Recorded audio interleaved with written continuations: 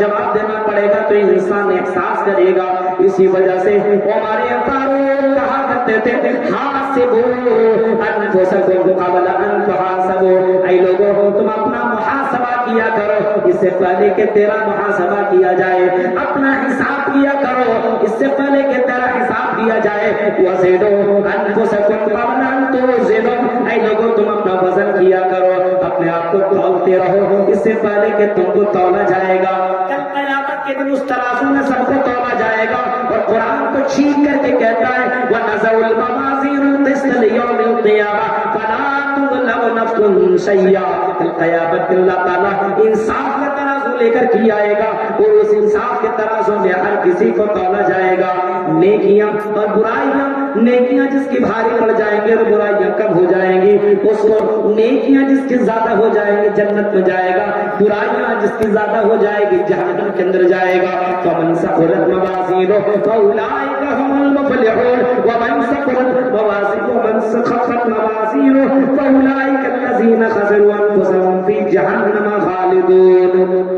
نیکی اور برائی سوچنا چاہیے آدمی ہر وقت. اگر میں آگے بڑھ گیا تو جنت کے جہنم. میں اپنے بھائی کا دل دکھاتا ہوں, میں اپنے بھائی کے لیے نفرت پھیلاتا ہوں. ارے میں اپنے بھائی سے معافی مانگ لوں, اپنے بھائی سے معافی مانگ لیتا ہوں. زندگی کی کوئی گارنٹی نہیں ہے.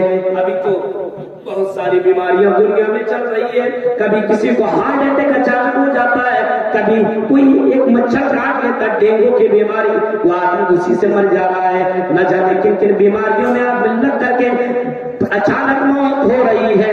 میرے بھائیوں زندگی کی کوئی گارنٹی نہیں ہے. اپنے اندر بدلاؤ لانے کی کوشش کرو اور یہ بدلاؤ اور سماج کے اندر یہ سدھار کسی ایک ہی وجہ پیدا ہو سکتی ہے کہ اللہ تبارک و تعالیٰ کا خوف اپنے دل میں پیدا کرنا.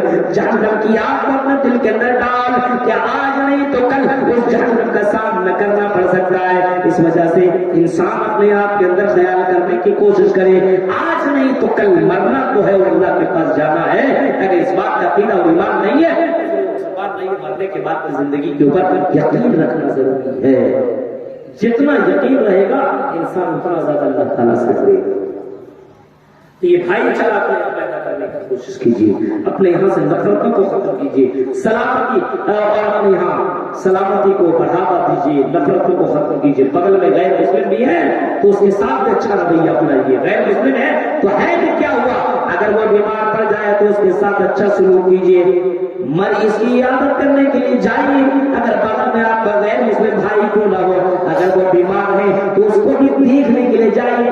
آپ سے جتنا ہیلپ ہو سکتا ہے اس کی مدد کرنے کی کوشش کیجیے. یہ اسلام بتاتا ہے میرے بھائیوں. لیکن بہت سے مسلمان ہیں, آج مسلمان بیمار پڑتا تو دیکھنے کے لیے جاتا نہیں ہے, اور اگر جاتا تو اس کو اتنا بھی معلوم نہیں ہے کہ بیمار کے پاس کھڑے ہو کر کے کون سی دعا پڑھی جائے. کتنے لوگ ہیں یہاں پہ بیماریوں کو دیکھنے کے لیے جاتے ہیں؟ آپ لوگ جاتے تو ضرور ہوں گے.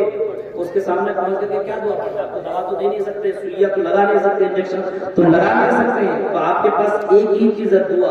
کون سی دعا دیتے ہیں معلوم ہے؟ کتنے لوگ معلوم, کتنے لوگ معلوم؟ بھائی تو اتنے رات بعد یہ سب کروائے گئے, کتنے کو معلوم بتائیے, غور کیجیے. میرے بھائی کیا جاتے ہیں منتر پڑھ دیتے کیا؟ چترویدیات بھی ہیں.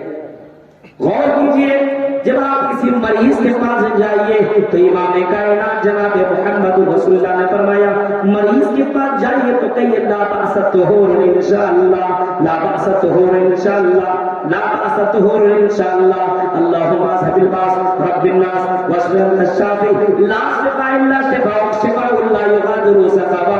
اس قوم کو بھی اتنی دعائیں معلوم نہیں ہے.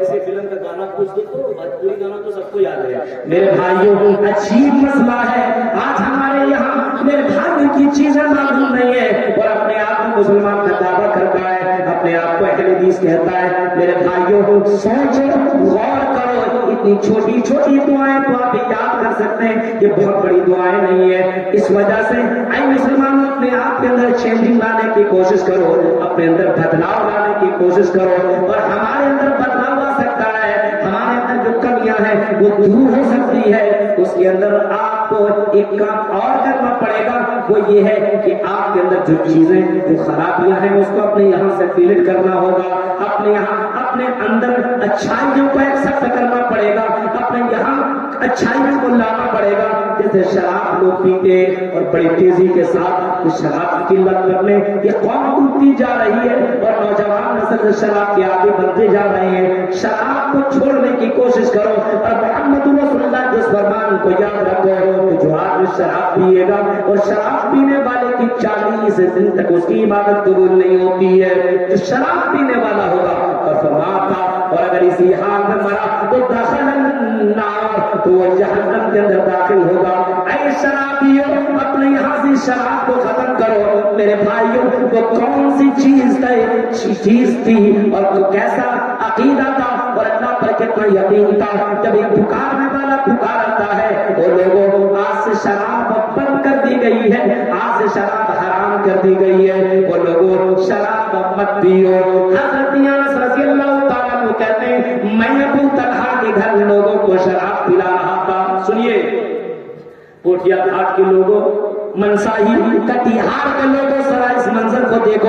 حضرت انس رضی اللہ تعالیٰ عنہ کہتے ہیں کہ میں ابو طلحہ کے گھر لوگوں کو شراب پلا رہا تھا، یہ لیجئے یہ لیجئے یہ لیجئے۔ بہت سے لوگ بیٹھے ہوئے تھے، شراب پی رہے تھے اور اسی دوران ایک پکارنے والا پکارتا، لوگوں آج سے شراب حرام کر دی گئی ہے، آج سے کوئی شراب نہ پیے۔ لوگوں کے ہاتھ میں گلاس میں شراب بھری ہوئی ہے، لوگ شراب لوگ پی رہے ہیں اسی گلاس کے ذریعے سے، شراب پھول ہے گلاس کے اندر۔ لیکن میرے بھائیوں، شراب پیتے پیتے لوگ رک گئے، گلاس میں پھول شراب پی رہے ہیں لیکن یہ آواز سن رک گئے اور لوگوں نے سنا شراب حرام کر دی گئی ہے۔ اب یہ سوچتے تھے حرام کل سے نہیں کہ آج پی لیتے، جو بچا اس کو آج پی لو نا، لیکن ایسا نہیں کیا۔ ہاتھ میں جو بوتل اور جو گلاس تھا اس گلاس کو زمین میں پھینک دیا، بوتل کو پھینک دیا۔ لوگوں نے اپنے گھروں سے مٹکوں کو نکال کر کے مدینہ کی گلیوں میں توڑنا اور پھوڑنا شروع کر دیا، یہاں تک کہ مدینہ کی گلیوں میں شراب بہنے لگی۔ میرے پیارے ساتھیوں، یہ ایمان کتنا زبردست تھا، اللہ کا ڈر اور خوف کیسا تھا۔ میرے بھائیوں، شراب کے بغیر لقمہ اندر نہیں جاتا تھا۔ یہ لوگ قرآن کی آیت سن کر کے اور محمد رسول اللہ کا میسج سن کر کے اپنے شراب کو بند کر دیا کرتے تھے۔ آج اتنی تقریریں اس کا کٹیہار، پورنیہ اور بہار کے اندر اتنے جلسے ہوا کرتے ہیں اور ان جلسوں کے اندر شراب کے اوپر تقریریں ہوا کرتی ہے، لیکن میرے بھائیوں کل بھی شراب لوگ پی رہے تھے، آج بھی شراب پیا کرتے ہیں۔ یہ کیسے مسلمان ہیں؟ اللہ اور اس کے رسول کے اوپر ایمان تو رکھتے ہیں، نبی کو تو مانتے لیکن نبی کی نہیں مانتے۔ نبی کو کفار مکہ بھی مانتے تھے، امین جانتے تھے، صادق جانتے تھے، نبی کی نہیں مانی تو وہ لوگ جہنم کے اندر چلے گئے۔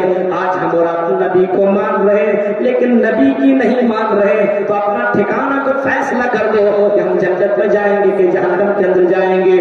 قُوْ أَنفُسَكُمْ وَأَهْلِيكُمْ النَّارَ، وہ لوگوں اپنے آپ کو اپنے پریوار والے کو جہنم کی آگ سے بچانے کی کوشش کرو۔ شراب اسی وقت بچ سکتے ہو جب آپ کو معلوم ہو شراب پینے والے کو جہنم کے اندر جانا پڑے گا، اگر بغیر توبہ کے اگر وہ مر گیا تو جہنم کے اندر داخل ہو جائے گا۔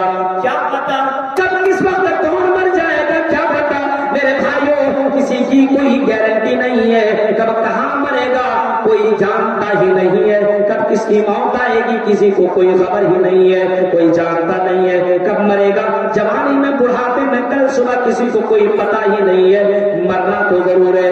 قُلْ إِنَّ الْمَوْتَ الَّذِي تَفِرُّونَ مِنْهُ فَإِنَّهُ مُلَاقِيكُمْ، اے نبی اعلان کر دو جس موت سے تم بھاگ رہے ہو، الگ الگ دوائیوں کو کھا کر کے اپنے آپ کو بچانے کی کوشش کر رہے ہو، اے لوگوں تمہیں مرنا ہے۔ قُلْ إِنَّ الْمَوْتَ الَّذِي تَفِرُّونَ مِنْهُ فَإِنَّهُ مُلَاقِيكُمْ، جس موت سے تم بھاگ رہے ہو اس موت سے تمہیں ملنا ہی پڑے گا، ملاقات کرنی پڑے گی اور ملنا ہی نہیں پڑے گا۔ مرنے کے بعد تمہیں اللہ کے پاس جا کر کے اپنی زندگی کا حساب دینا پڑے گا۔ موت آنی ہی ہے، مرنے سے بچ نہیں سکتے ہو. موت سے کسی کو چھٹکارا نہیں ہے. اگر موت سے کسی کو چھٹکارا ہوتا تو جناب محمد رسول اللہ وہ شخصیت ہوتے. لیکن آج بھی جائیے مدینہ الرسول جائیے, اس مسجد نبوی کے پاس جائیے, باب السلام سے انٹری کیجئے, آپ کو جناب محمد رسول اللہ کی قبر ملے گی. آپ کی نظر جب اس قبر کے اوپر پڑے گی تو میرے بھائیو چیخ کر کے یہ کہنے پر مجبور ہو جاؤ گے, اے ابو الکلام آپ کیا چیز ہو, اے عبد الرحمان آپ کیا چیز ہو. جب محمد رسول اللہ اس دنیا سے جا سکتے ہیں تو ہم بھی تو اس دنیا سے جا سکتے ہیں. یہ میرے بھائی کو ذہن میں رکھو, موت تو آنی ہے, موت سے کوئی بچ نہیں سکتا ہے. جب موت آنی ہے اور اللہ کے پاس جا کر اپنی زندگی کا حساب و کتاب دے گا تو میرے بھائیو اپنے زندگی کے اندر سدھار لانے کی کوشش کیجئے. شراب سے توبہ کیجئے, جوا سے توبہ کیجئے, زنا سے توبہ کیجئے اور اللہ سے معافی مانگیے, کیونکہ اللہ تبارک و تعالی معافی مانگنے والے کو بہت ہی زیادہ پسند کرتا ہے.